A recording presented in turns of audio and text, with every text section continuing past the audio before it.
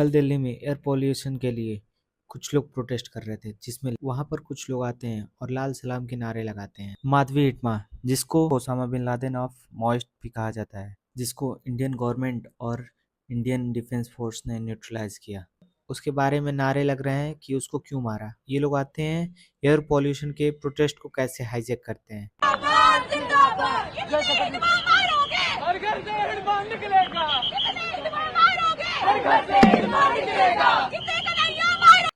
मैं इन लोगों से सिर्फ एक ही बात कहना चाहूंगा, हम उतने हिटमा मारेंगे जिस जिस घर से हिटमा निकलेगा। आप ये वीडियो देखिए जिसमें हिटमा के सपोर्टर्स क्या बोल रहे हैं, फिर मैं आगे बताता हूँ हिटमा ने क्या क्या अपराध किया था।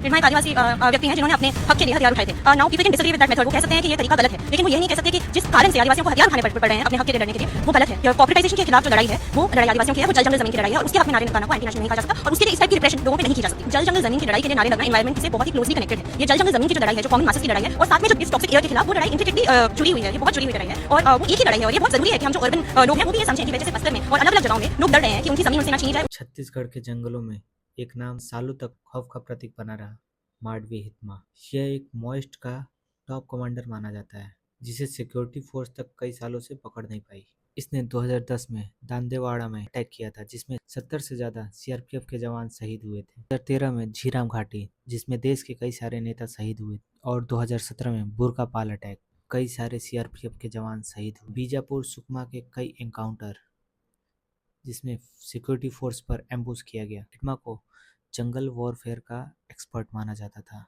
आईडी, एम्बुश, ट्रैप प्लानिंग सब उसके कमांड के हिसाब से होता था।